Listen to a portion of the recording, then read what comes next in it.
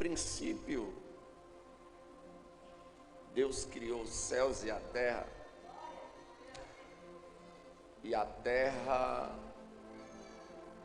era um plano de Deus para a habitação do ser humano. Porém, ela estava sem forma e vazia. E o Espírito movia-se sobre a face das águas. Aí Deus vem executar o seu plano. E a terra está sem forma e vazia. E Deus, em sua bondade, Ele decide não deixar que o ser humano habite em uma terra escura, sem forma, vazia. Então Deus disse: haja luz, e pelo poder de sua palavra houve luz. Deus faz separação entre luz e trevas, cria o dia, cria a noite. Deus cria luminares nos céus. Deus faz separação entre águas e terra, cria os rios, os mares, os continentes, tudo pelo poder de sua palavra. E agora Deus vai criar o ser humano. Só que diferente das demais coisas que Deus cria pelo poder de sua palavra, o ser humano ele faz questão de fazer. Então ele diz: façamos o homem conforme a nossa imagem e semelhança. E assim Deus forma o homem do pó da terra. A bondade de Deus para com o ser humano é tão grande que Deus já deu uma caprichada na terra. Naquela ocasião, a natureza não havia animais perigosos, porque os animais não eram carnívoros. As serpentes, as aranhas, os escorpiões, os insetos peçonhentos não possuíam veneno. Não havia maldade no mundo. Não havia algo que colocasse a vida do ser humano em perigo. Mas ainda assim, Deus cria um jardim no Éden. E o jardim criado por Deus no Éden era a semelhança do paraíso.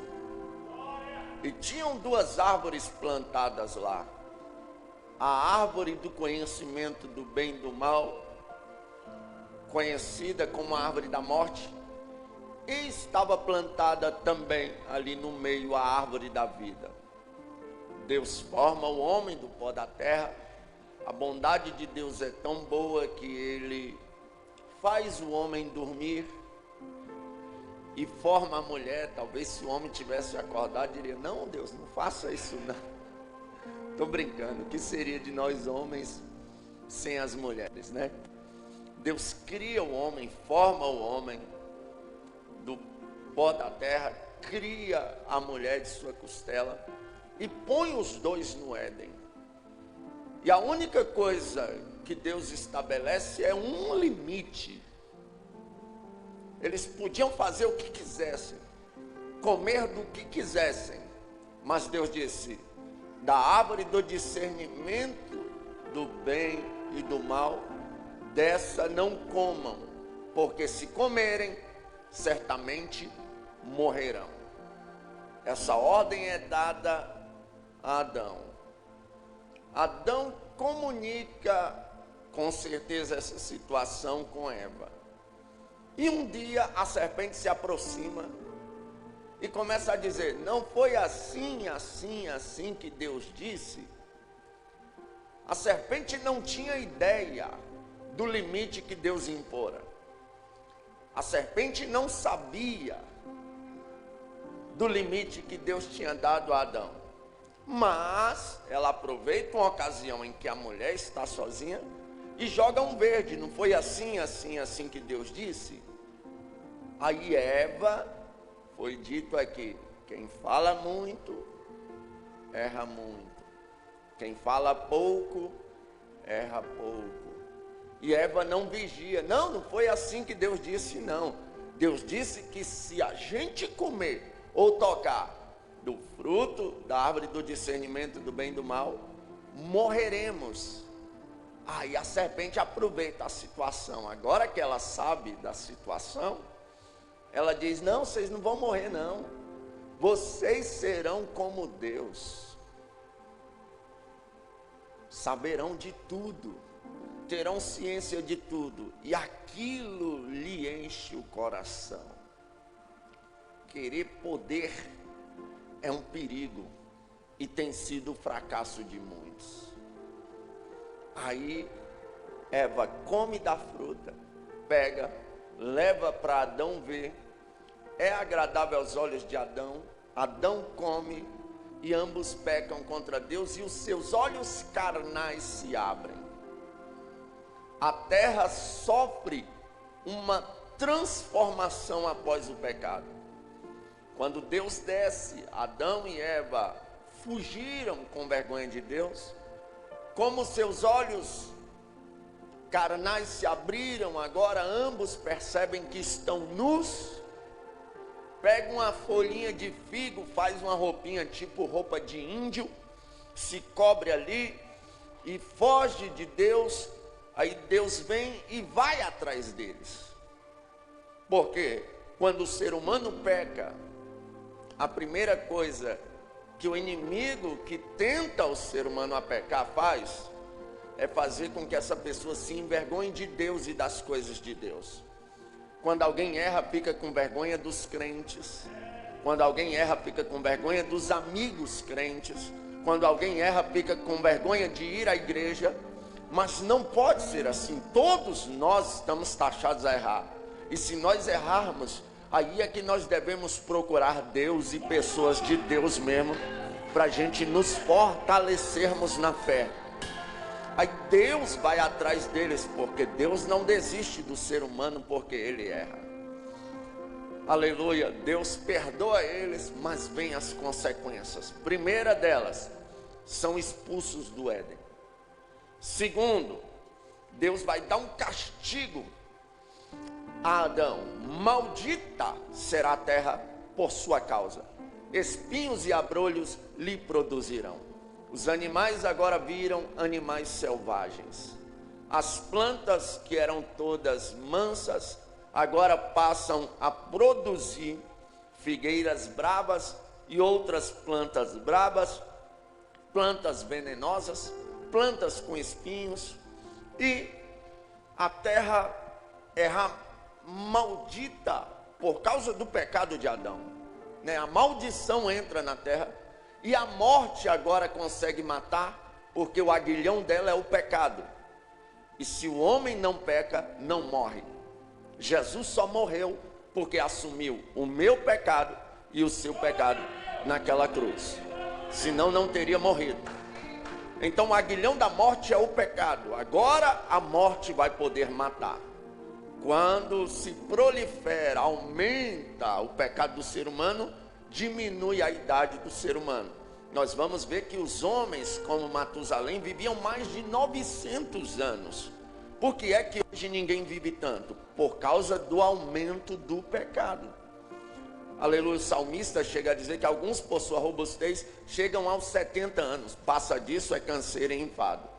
Mas mesmo assim, Deus insiste com o ser humano, né? Deus perdoa o ser humano, do suor do seu trabalho ele vai comer. As mulheres agora vão ter dor de parto, vão ter cólica. A situação ficou ruim para as mulheres depois do pecado de Adão e Eva. A serpente também é amaldiçoada, vai ter que rastejar todos os dias. Se Deus dá uma sentença para ela rastejar, é porque ou ela tinha pata ou tinha asa e voava, um dos dois. Mas se tinha pata, Jesus cortou. Se tinha asa, cortou também. Agora ela teve que rastejar para o resto da sua vida. Pó é o prato predileto da serpente, né? Comerá pó todos os dias de sua vida. E o homem foi formado do pó da terra. Mas se depender de mim, ela vai morrer de fome, porque ela não vai se alimentar de ninguém aqui. Glória a Deus. Aí, uma coisa me chama a atenção. Adão e Eva têm filhos, Caim e Abel. E os dois primeiros filhos da história da humanidade, um mata o outro. Era para o primeiro homicídio acontecer lá para a 50ª geração para lá. Mas os 2 primeiros filhos, um mata o outro.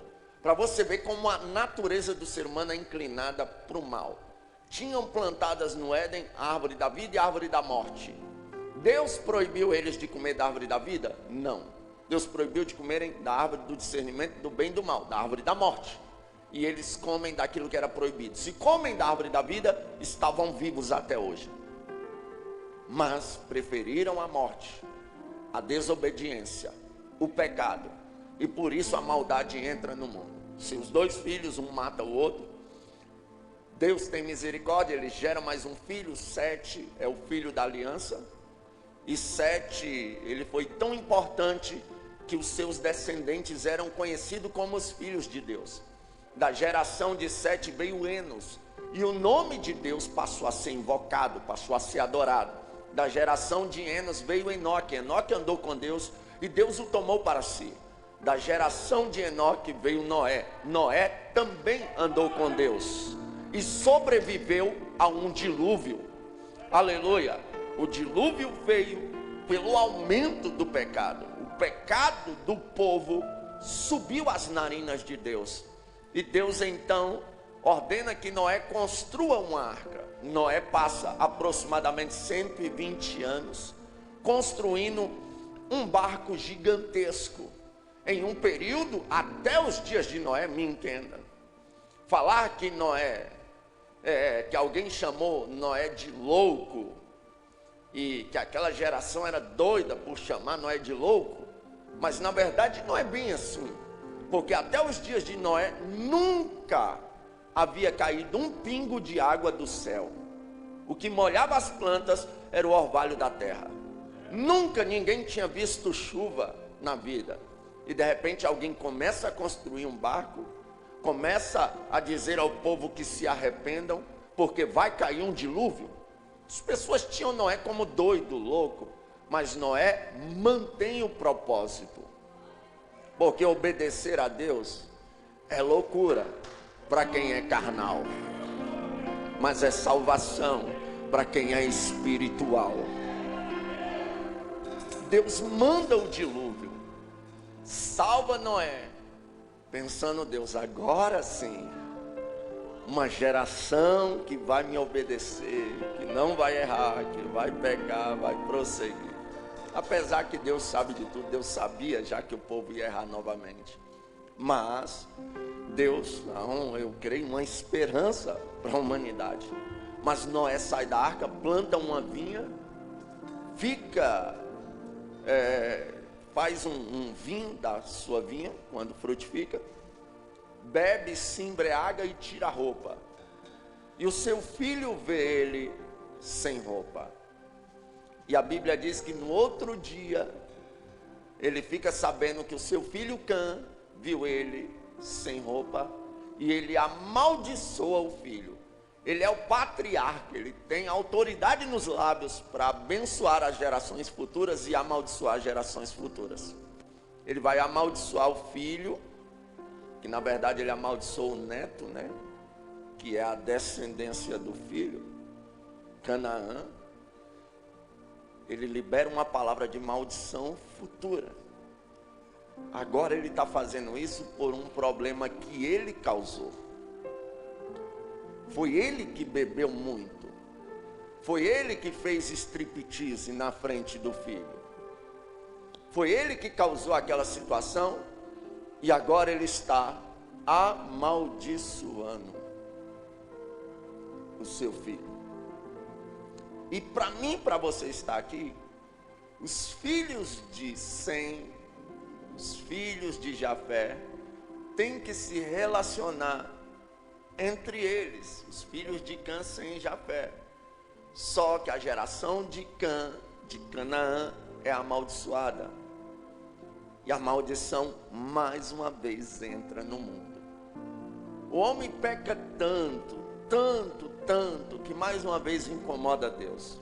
Chega um ponto na humanidade que os homens começam a construir uma torre para chegar diante de Deus. E o problema do ser humano parece que sempre vai ser esse. Adão e Eva pecaram, porque a serpente disse: se comer, serão como Deus. Satanás foi expulso do céu, porque disse: subirei ao céu e serei semelhante ao Altíssimo. Foi expulso. Os homens agora querem fazer uma torre para chegar até Deus. Aleluia. E não para nunca, a história sempre se repete. A gente vê os homens querendo executar coisas para parecer ser Deus. A gente vê homens aqui no Brasil mesmo que assumem uma postura que se acham um Deus, mas só Jesus na causa. Mas toda vez que o ser humano quer ser como Deus, se acha um Deus, a queda dele é grande. E os homens agora estão construindo uma torre nos dias de Nimrod para chegar até Deus, para chegar até o céu. Aí Deus olha e diz: desçamos lá e confundamos as línguas dos homens. Deus desce e confunde tudo. Aí sai o brasileiro, o linguajar, o português, né? Se bem que o português a gente herdou de Portugal e aperfeiçoou a nossa linguagem, né? Nós temos o nosso português e os portugueses têm os dele lá, né? E surgiu aí o francês, espanhol, hebraico, aramaico. As línguas surgiram ali, cada um para o seu lado, segue as nações. Mas Deus quer um contato com o ser humano. Deus quer algo com o povo. Como a terra estava toda depravada, toda cheia de pecado, contaminada, os homens sem conhecimento de Deus, Deus decide então escolher um povo. E Deus vai até a terra de Ur dos Caldeus e fala com Abrão: Abrão, sai da tua terra, do meio da tua parentela, para uma terra que eu lhe mostrarei. E Abrão, ele obedece a Deus em primeira instância e desobedece em segunda instância. Por que, pregador? Porque Deus mandou ele sair da terra e do meio da parentela. Ele sai da terra, mas não sai do meio da parentela, porque ele traz seu sobrinho Ló consigo. E todas as vezes que eu faço algo além do que Deus manda, problema. Você já viu o profeta que Deus fala assim: vá lá e diga para o Gabriel que eu vou fazer dele um pregador do evangelho. Deus mandou ele falar só isso. Aí ele vai lá: assim diz o Senhor, vou te fazer um pregador do evangelho. E tem mais: tu vai tocar, vai cantar, vai correr, vai gritar, vai sapatear. Deus não mandou falar, mas ele quer falar além. E o ser humano não pode fazer além do que Deus manda. O fracasso total de Saul foi quando Deus falou: destrói os amalequitas e acaba com tudo, mata tudo, até o rei Agag. Quando ele chega lá, que ele vê as ovelhas, as vacas, ele olha e: opa, isso aqui é bom, não vou destruir não, vou trazer. Pega o rei Agag, deixa ele vivo, vamos levar também. E trouxeram o rei Agag, e trouxeram as vacas, as ovelhas. Ou seja, Deus mandou eles eliminarem tudo, mas eles não fizeram. Trouxeram, aí Deus se irou. Aí Samuel vem, viralizou um corinho aí, né, que conta essa história. Quando Samuel chega lá, é tipo aquele corinho: ouço boi mugir, ouço ovelha berrando. Tem algo aqui que Deus não está se agradando. E essa história é verídica, foi o que aconteceu. Que balido de ovelhas é esse aqui? Saul olhou e disse: não, Samuel, é que eu trouxe aí o melhor que tinha lá para sacrificar a Deus.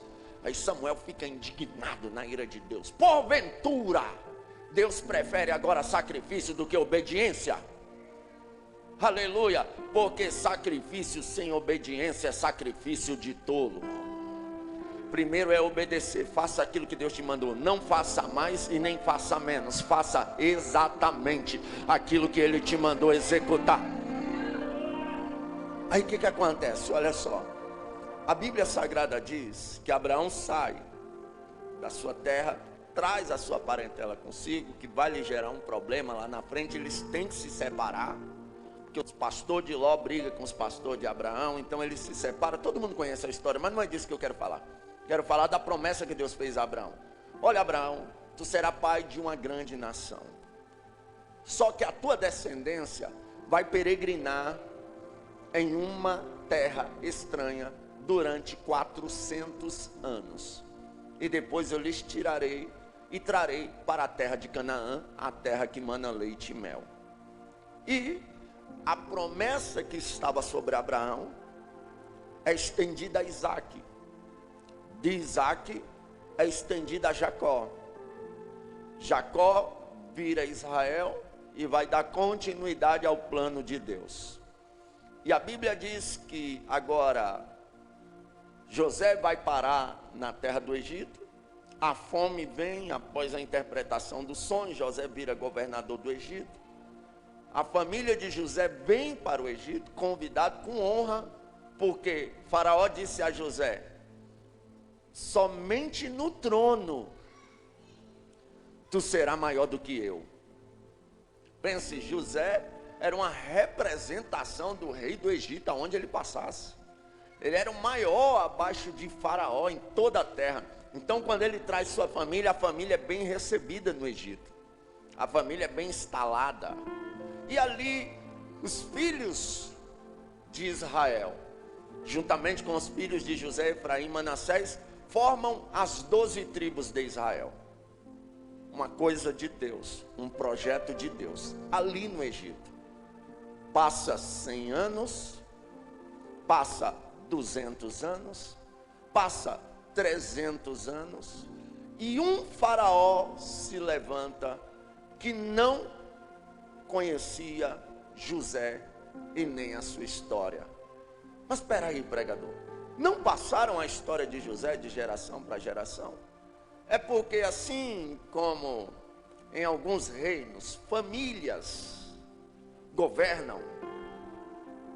A família do faraó que conheceu a José saiu totalmente do poder e entrou outra família no poder. Então não conhecia José, não conhecia a história de José, não apoiava o povo de Deus. Então o que acontece? Agora Faraó, o novo faraó, 400 anos e 430 anos aproximadamente depois, ele observa que os filhos de Israel estão crescendo demais. Que eles cresceram, alguns estudiosos chegam a dizer que em número de pessoas eles estavam maiores do que os egípcios. Para você entender, dá medo no faraó.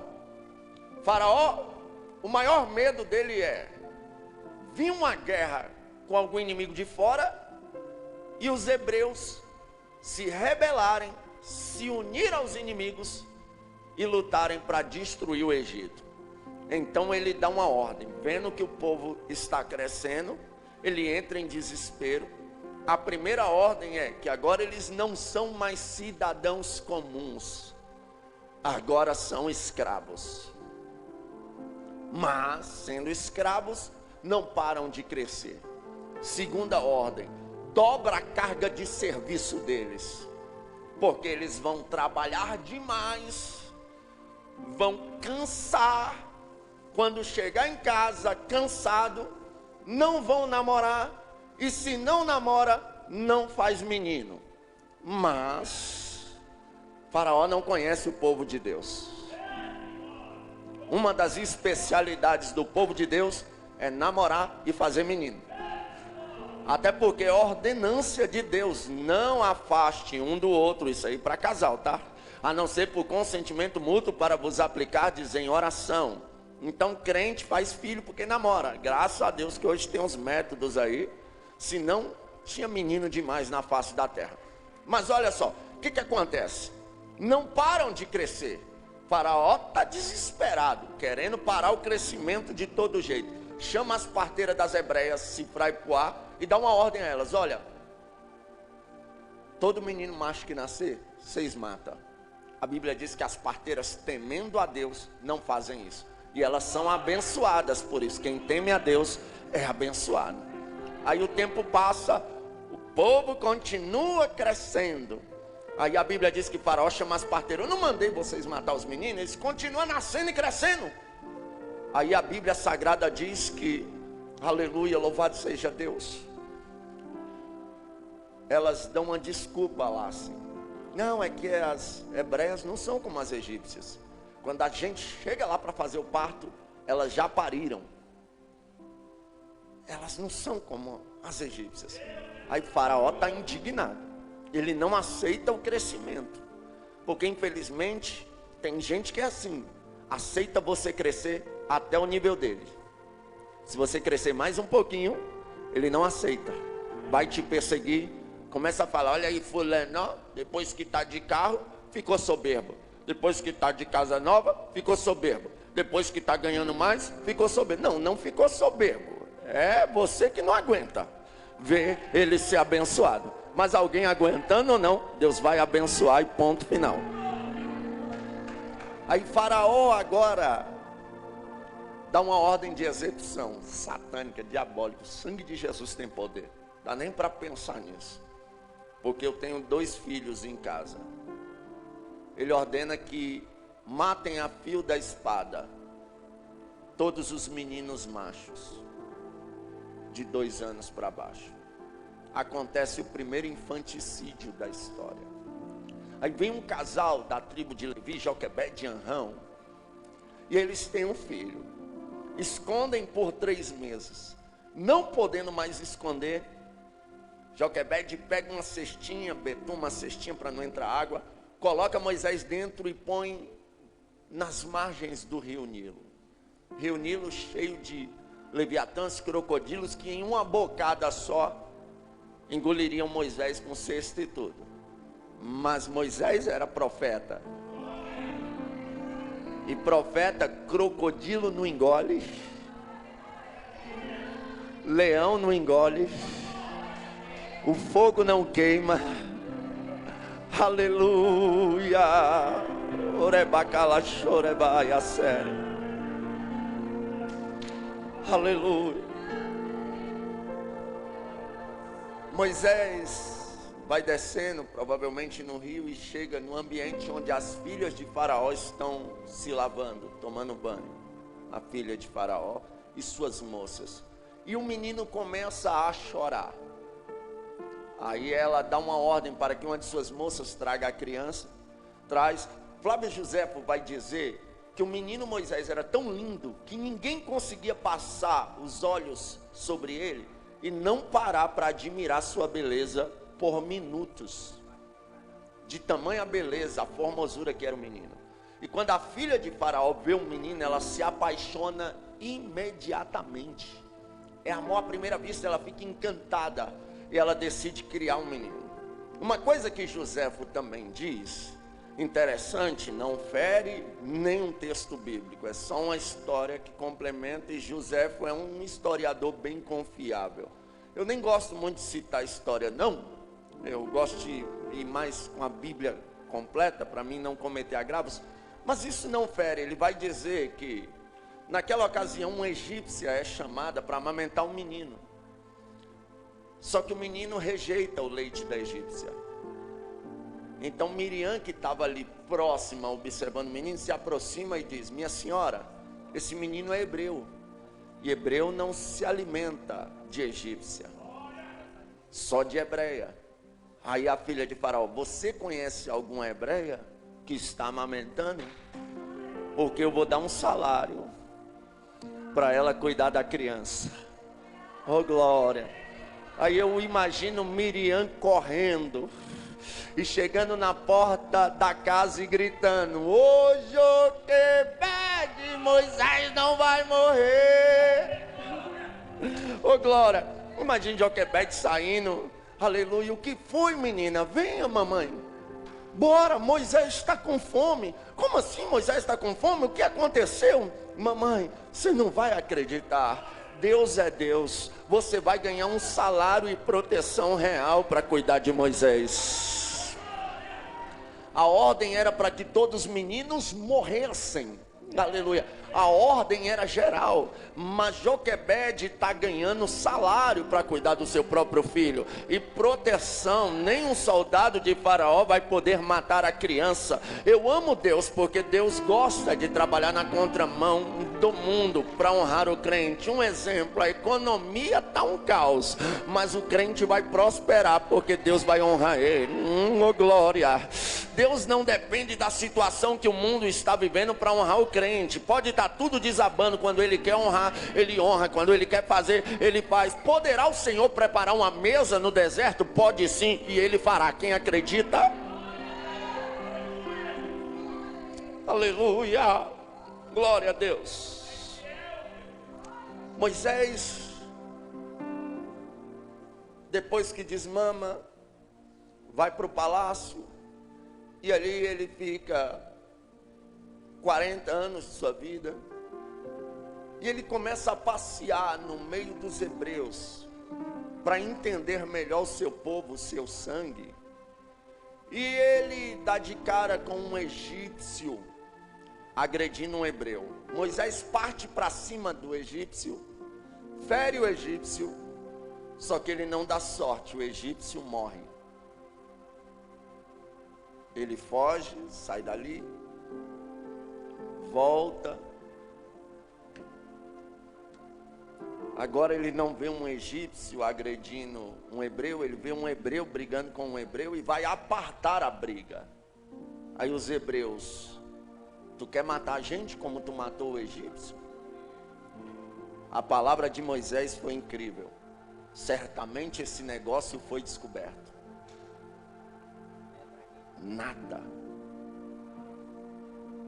fica encoberto. Nada.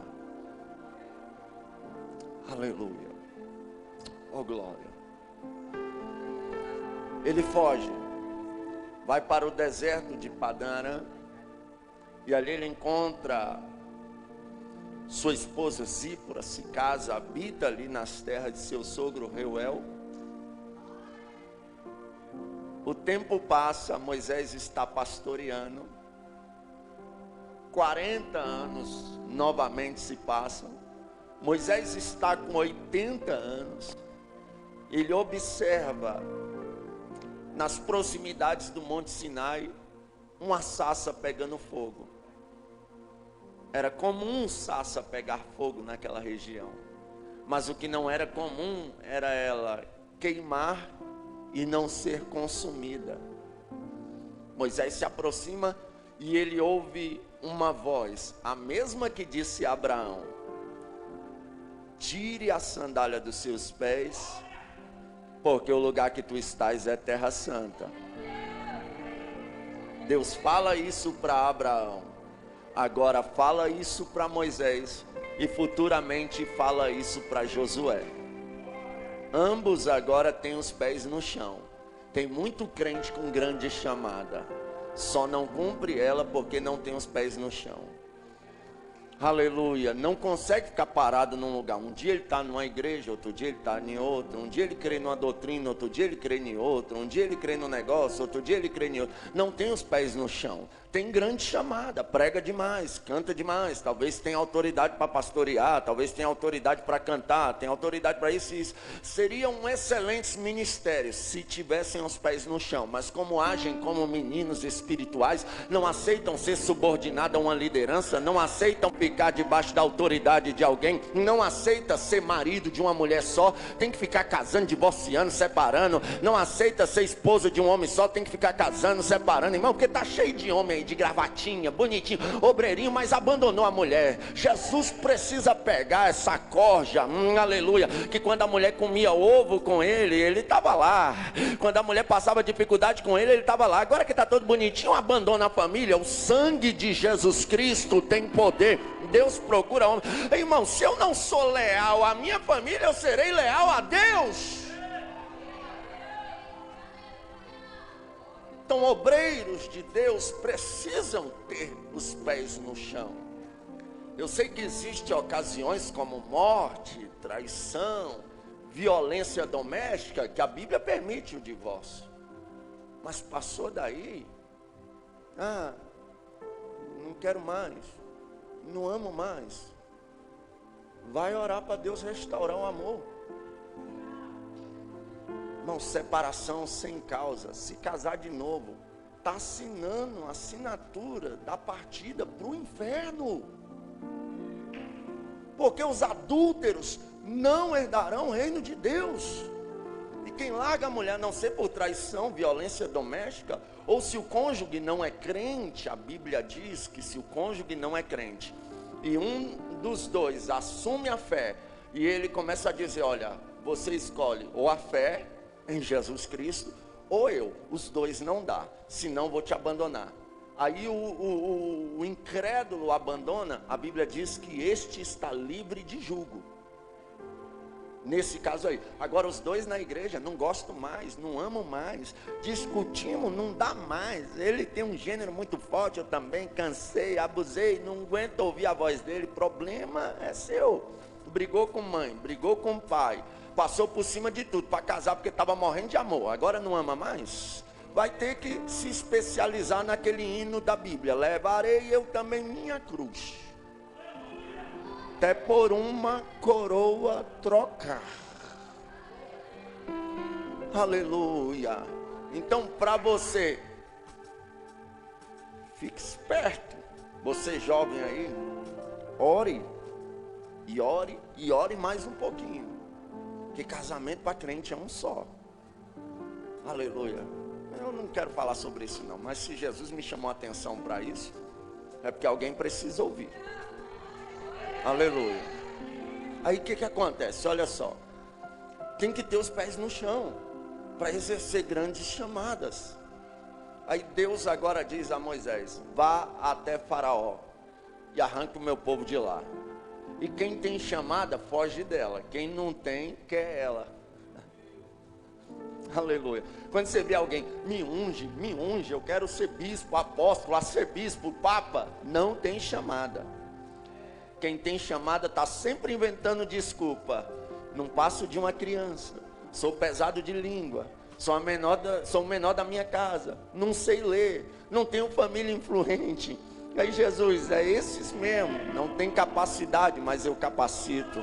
Não é, mas eu sou por ele. Não pode, mas eu posso por ele.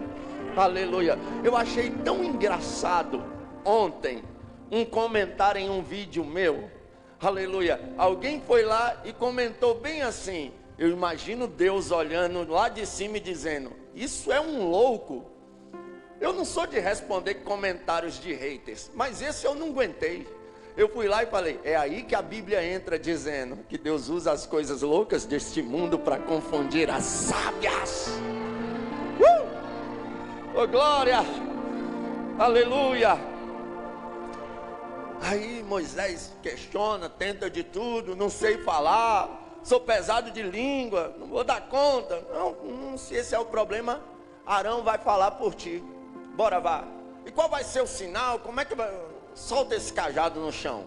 Soltou o cajado ó, virou uma cobra.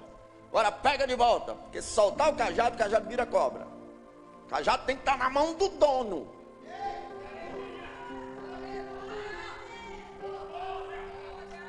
Aleluia. Eu poderia passar batido disso aqui, mas eu preciso falar. Cajado tem que estar na mão do dono, porque se o dono soltar o cajado, vira cobra. Ou coisa ruim é quando o líder da igreja solta o cajado e entrega na mão do empresário que acha que manda porque o dízimo e a oferta dele é maior. Ou coisa ruim é quando um pastor solta o cajado, aleluia, e alguém pega, ele dá uma ordem, alguém dá outra, ele faz uma coisa, alguém quer fazer outra, aleluia, ele acha que manda na igreja. Eu tenho mais sabedoria do que o meu líder. Tem sabedoria, mas não tem cajado, então fique quietinho na sua e obedeça. Quem tem o cajado é que executa, aleluia. Se soltar o cajado é fria. Eu vi o meu pastor dizer algo, ele disse assim, eu não vou ser conhecido como o pastor que liberou, se quiser vir outro depois de mim liberar, amém, mas eu não vou ser conhecido. Então liderança não pode soltar o cajado. E quando sua liderança usar o cajado, não fique embirradinho não. Não vá depois falar, me dá minha carta, eu quero sair da igreja. Não, aleluia, porque vara espanta bode, o cajado espanta é rebelde. Agora ovelha, ele entende que a vara e o cajado me consolam, me protegem, me guia às águas tranquilas. Aleluia, glória. Então Moisés pega o cajado, transforma a água, toca aí a vara sobre a água vira sangue, e ele chega lá diante de Faraó, solta o cajado vira cobra, ele pega o cajado, né? Oh glória, põe a mão aqui, tira a mão, tá leprosa, põe de novo, a mão fica purificada, transforma a água lá em sangue, e os magos de Faraó, com seus truques, fazem quase a mesma coisa, porque não foi a mesma coisa, quase a mesma coisa, foi uma imitação barata. Só que tem coisas que os falsos conseguem imitar. Um exemplo, tá cheio de gente pesquisando em aplicativo nome, pesquisando em redes sociais nomes, e tem os seus compassos que ficam lá fora mandando mensagem para ele das placas dos carros e revelando por aí mentirosamente falsos profetas, revelações falsas. Quem vê assim até chora por estar revelando o nome de um parente, etc. Mas não me engana não, aqui tem discernimento de espírito, aleluia. E a igreja que tem discernimento de espírito, ela não é enganada. E eu creio que eu faço parte dessa igreja. Quem faz parte?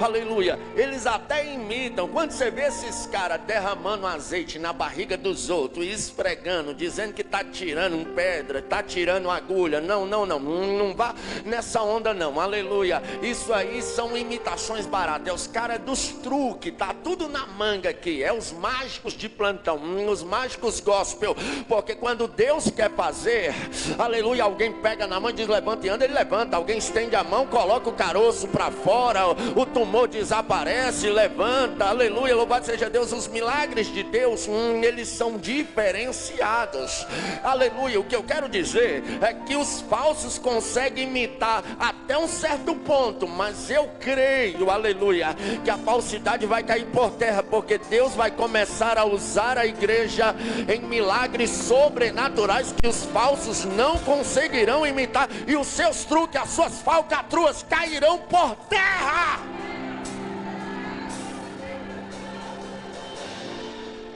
Aí Faraó não quer deixar o povo ir, de jeito nenhum.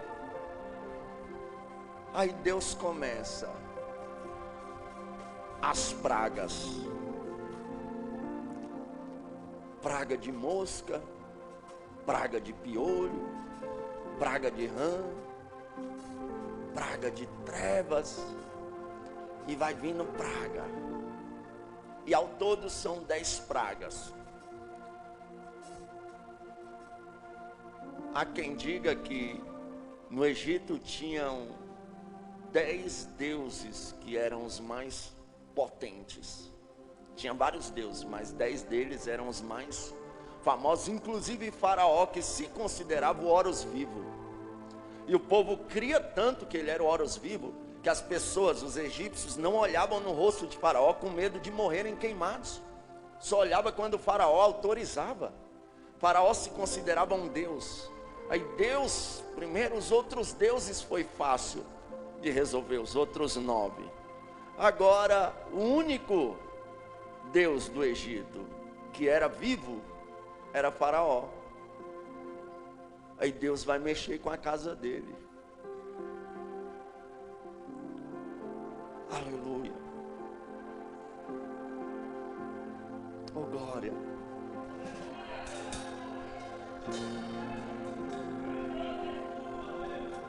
Moisés avisa que se ele não libertasse o povo, os primogênitos de todas as casas do Egito morreriam. E Faraó, se achando um Deus, achando que ia poder livrar o seu filho, não libera o povo. Aí Deus manda Moisés avisar todos os filhos de Israel que cada família pegue um cordeiro. Se a família fosse pequena, pegava um cordeiro para 2 famílias, partiam, pegavam o sangue e aspergiam sobre os umbrais, a parte de cima e do lado e do outro da porta.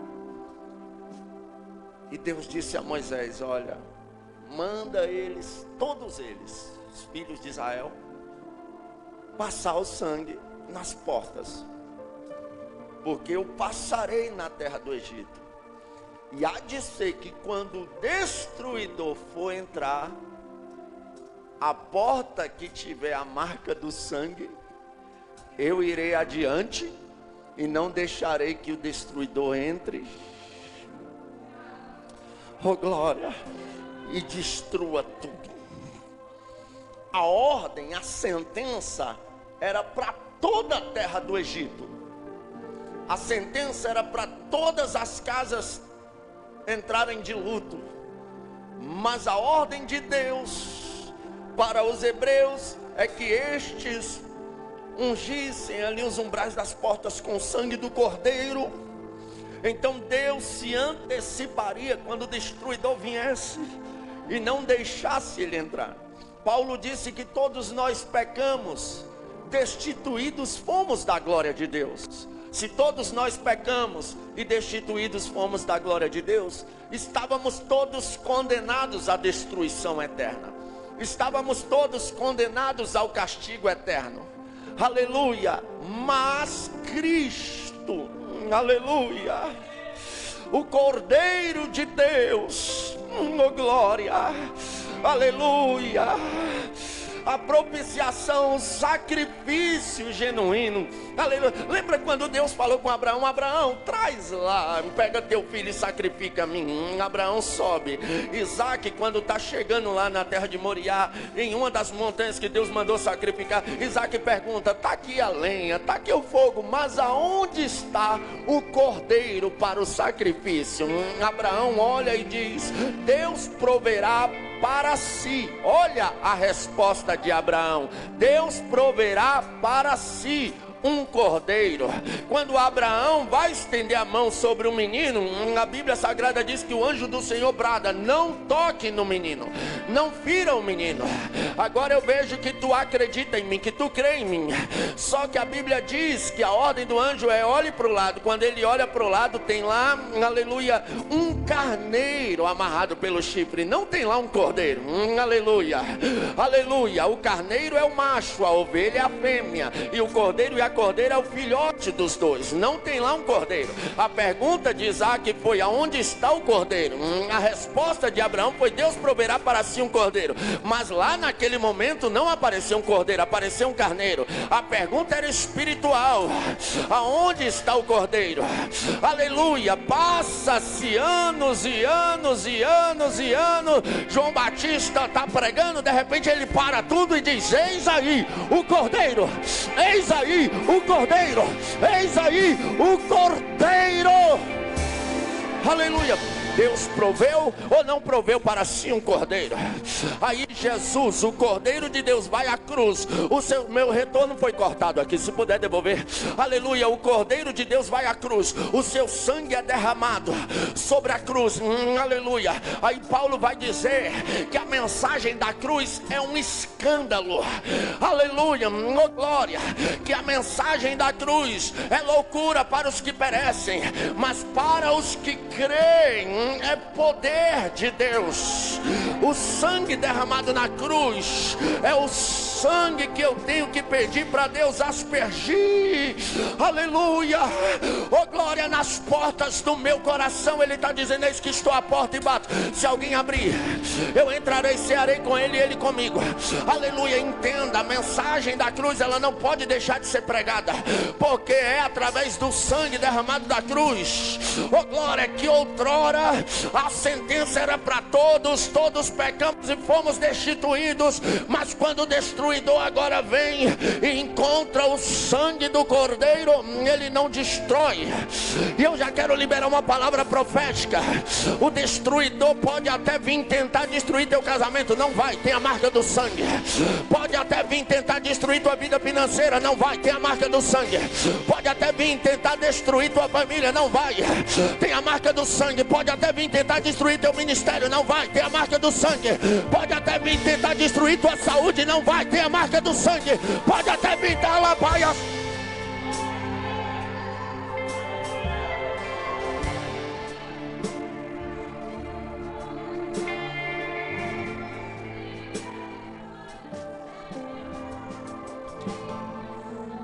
O Cordeiro disse que ninguém vem ao Pai senão por.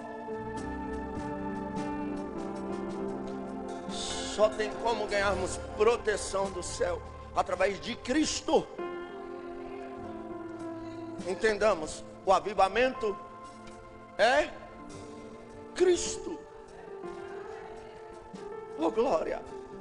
O perdão é Cristo. A quebra de maldição é Cristo. O que impede a entrada do destruidor é Cristo. Oh glória. Aleluia. O tempo foi se passando e algumas denominações de forma irresponsável, outras por engano mesmo, começaram a atribuir aquilo que é obra de Cristo a coisas. Pegue a rosa ungida e a maldição da sua vida sentimental vai ser quebrada. Não vai, ela é quebrada em Cristo. Passe no vale do sal e a maldição vai ser quebrada. Não vai, se tiver com o pé rachado vai arder ainda, vai piorar a situação. Aleluia, louvado seja Deus. O que quebra a maldição é Cristo. Aleluia. Não adianta comprar fronha ungida, travesseiro ungido, feijão ungido. Não há quebra de maldição nisso. Jesus na cruz quebrou a maldição. Jesus na cruz impediu que o destruidor nos destruísse.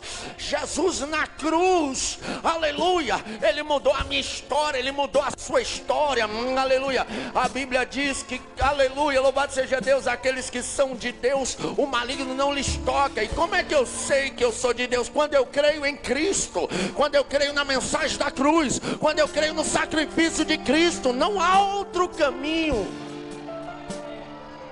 a não ser Cristo, o Cordeiro que tira o pecado do mundo.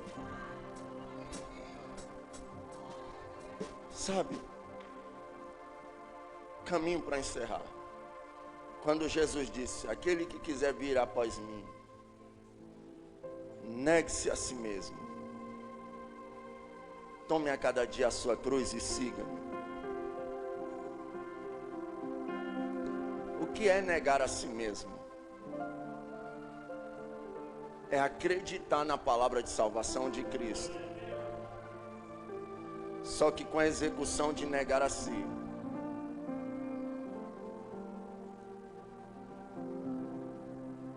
Se alguém é um mulherengo, não consegue ficar sem pegar uma e outra e um bocado. Se ele quiser morar no céu e escapar da destruição do destruidor,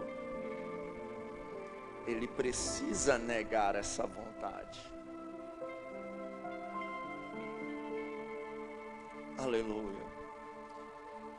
Um exemplo: o homossexual, para ele herdar o reino de Deus, ele precisa negar a si mesmo. E isso não quer dizer que o desejo vai deixar de existir. Eu tenho uma irmã, eu amo ela de todo o coração, nunca destratei ela. Eu já vi minha irmã chorando horrores, falando: Deus, por que eu não consigo? Larga esse desejo, ela é lésbica. E eu observando aquilo. Teve um dia que eu chorei tanto na minha casa.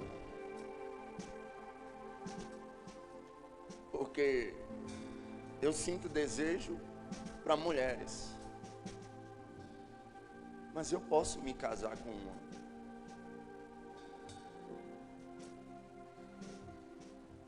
E a pessoa que sente desejo por algo e não pode ter. É muito difícil. É impossível, pregador? Não. O que eu vou fazer? Eu preciso negar a si mesmo. E crer no sacrifício. Porque mesmo Ele sendo Deus, Ele se fez homem. Ele precisava enfrentar a cruz? Não, Ele negou a si mesmo. Ele entregou sua carne para ser crucificada. E isso, aleluia, é o Evangelho de Cristo. É crer na cruz do Calvário. Aleluia. Gosto de ir para festa, farra desde criança. Viciado em cigarro ou qualquer outro tipo de droga. É fácil largar? Não. Mas se eu quiser morar no céu, eu preciso negar a mim mesmo. Aleluia.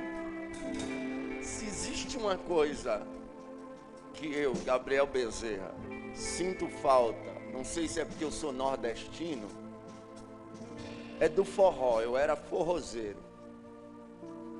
Na hora que dava vontade de ir num forró, dá vontade de botar assim uma máscara, assim, eu vou ali num forró, dançar forró a noite toda. Mas eu lembro que eu sou crente. E eu preciso negar a mim mesmo. Que senão eu não vou para o céu. Aí eu crucifico a minha carne, eu crucifico as minhas vontades. Quem mexe com negócios e não lucra se não passar uma nota fria. Não lucra se não sonegar impostos. Não lucra se não fizer um negocinho. É difícil. O filho está falando: papai, eu estou com fome.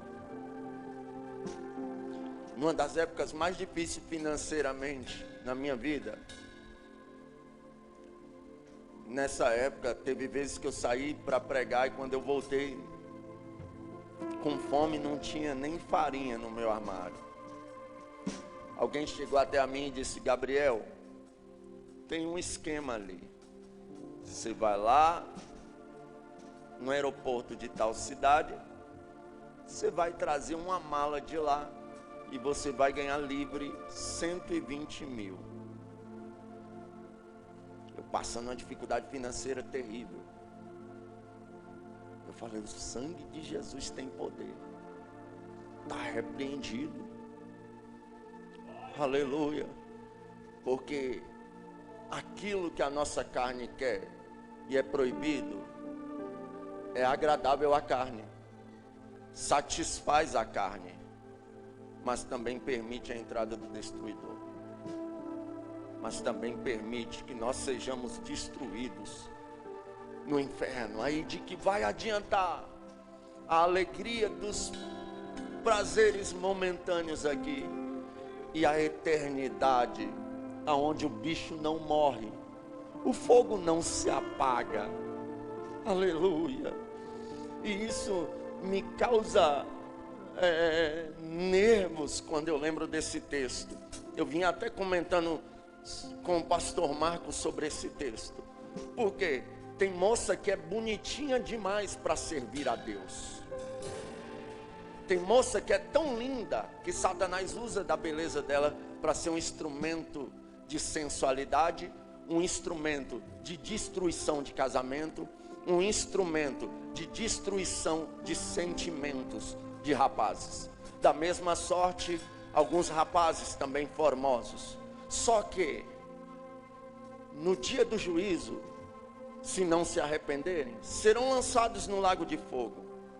E assim como Satanás, que tinha aparência de anjo de luz, e quando ele saiu de lá, ele perdeu aquela aparência. Quando Deus foi formar o homem, façamos conforme a nossa imagem e semelhança. Quando ele for lançado lá, ele vai perder a imagem e semelhança de Deus. Então, o bicho que não morre ali, e o fogo que não se apaga, o bicho que não morre, é o ser humano que será lançado no inferno. Ele vai perder a imagem e semelhança de Deus. Aí de que adiantou o corpinho bonitinho? De que adiantou as festas? De que adiantou a cervejada? De que adiantou o relacionamento contra as leis de Deus? E irmãos, eu prego hoje aqui para a salvação de uns e para juízo de outros. Infelizmente, eu queria que fosse para a salvação de todo mundo, mas a gente sabe que não é. É para ganhar conhecimento do que não aceitaram. Não é fácil. A ordem era aspergir o sangue, mas Jesus derramou o sangue na cruz do Calvário. A ordem agora é eu aspergir o sangue na porta do meu coração. Que sangue é esse? O sangue de Jesus Cristo. Como? Agora não é com ato, agora é pela fé. Eu creio na mensagem da cruz. Eu creio que lá Ele me perdoou. Por mais escuro que seja o meu passado, por mais coisa ruim que eu tenha feito, aleluia, Ele me perdoou. Ele te perdoou. Ele quer te perdoar, Ele quer te purificar. O sangue de Jesus Cristo nos purifica de todo pecado. A Bíblia diz: bem-aventurado e santo aquele que lava as suas vestiduras no sangue do Cordeiro. Estes terão direito à árvore da vida e entrarão na cidade pelas portas. Se coloque de pé em nome de Jesus.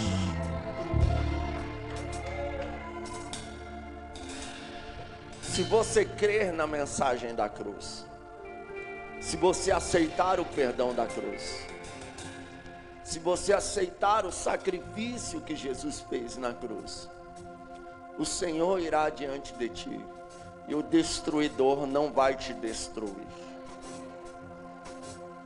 Aleluia. Sabe,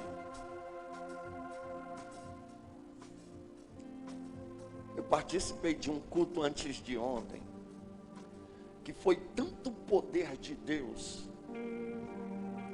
que eu não queria que aquele culto acabasse. Eu participei de um culto ontem, que foi tanto poder de Deus, foi tanto poder de Deus, que jovens se jogavam na frente, chorando, aceitando Jesus. E eu saí de lá muito alegre. Tem 3 dias que eu e minha esposa estávamos comentando sobre a plenitude que a gente estava vivendo, sobre a graça que a gente estava vivendo. Só que quando eu entrei aqui, que eu dobrei o joelho ali, eu senti uma angústia tão profunda, e eu perguntei a Deus: Deus, o que é isso? O Senhor falou comigo: eu estou te fazendo sentir a angústia que algumas almas estão sentindo aqui. E eu tenho uma palavra para essas almas. E o Senhor ministrou essa palavra no meu coração. Eu não quero que essas almas sejam destruídas, mas elas precisam aceitar a marca do sangue, o perdão do sangue. Aleluia. E nesta noite, você que está afastado, volta para os caminhos do Senhor hoje. Venha a primeira pessoa, venha. Volta para Jesus hoje. E há de ser que quando o destruidor vier, o Senhor vai se adiantar e vai impedir que o destruidor entre. Cadê a primeira vida para Jesus? Você que não é cristão ainda e quer entregar sua vida a Jesus, venha agora. Este é o momento. Aleluia. Escute o grito da tua alma. Aleluia. A carne pode estar sentindo prazer nas coisas carnais, mas a alma está gritando por socorro, porque ela não quer ser destruída na eternidade. Oh glória! Ela é bacala choremante, orebaia, sério. Oh glória! Venha. Eu sei que tem mais pessoas aqui, venha. Venha. Venha. Ah, pregador, mas eu vou ter que deixar isso e aquilo. A primeira coisa que você tem que fazer é aceitar a marca do sangue. É aceitar o projeto de salvação. É aceitar o projeto de libertação. E deixa que Jesus se encarrega em mudar o que Ele precisa mudar. Em arrancar o que Ele precisa arrancar. Cadê? Tem mais alguém? Venha. Aleluia. Eu estou insistindo, porque eu escuto gemidos de almas aqui.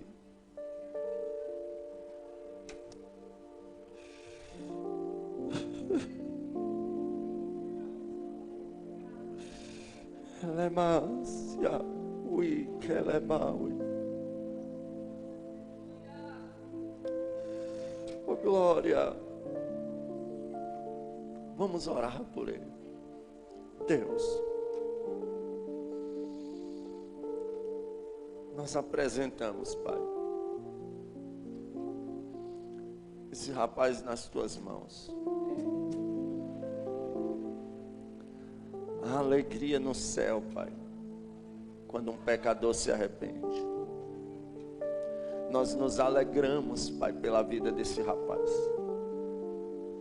Pai, que o teu sangue derramado na cruz do Calvário surta efeito sobre ele, e que ele seja perdoado de todos os pecados, de todo o passado, que ele passe a viver uma nova vida em Cristo Jesus.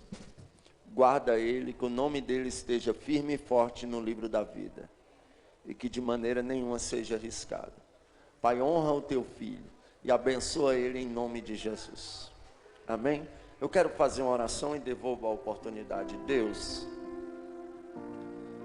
Pai, nós cremos no poder do teu sangue e te pedimos, Pai, em um ato profético, em um ato de fé, que os umbrais das portas da minha casa, das portas da casa de cada um, sejam agora marcados pelo teu sangue, e que o destruidor não possa trazer miséria para esse lar, não possa trazer doença para esse lar, não possa trazer, papai, enfermidades ou espíritos de enfermidade para este lar, não possa trazer divórcio para esse lar, não possa trazer, papai, destruições familiares, não possa trazer contenda, frieza, tristeza, mas que tudo aquilo que o destruidor estava intentando contra as nossas vidas,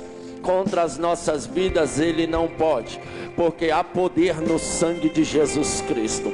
Contra este lar ele não pode, porque há poder no sangue de Jesus Cristo. Contra a nossa saúde ele não pode. Papai querido, papai, mas nós estamos tendo um surto de dengue no nosso país, e muita gente está morrendo, pai, mas quando esse vírus maldito, transmitido por esse mosquito, vier destruir alguma casa, papai, dos teus filhos aqui, se adiante, papai, Deus, e não deixe o destruidor entrar lá. Pai, se alguém foi acometido pela dengue, visita agora e sara, visita agora e cura, visita agora e restaura a saúde, mas impeça, Pai, todo mal que caia por terra, em nome de Jesus, que nenhum mal nos suceda, em nome de Jesus, mas que na nossa vida, nos nossos lares, entre, receba isso aqui, ouça, com aquele ouvido de quem tem ouvidos, ouça o que o Espírito diz às igrejas, que no nosso lar entre a prosperidade, entre a saúde, Oh glória, entre a paz, entre o amor, entre a comunhão, entre a alegria da salvação, entre uma unção ministerial, entre os dons do Espírito Santo, entre tudo aquilo que é do céu. Quem recebe, adore a Deus.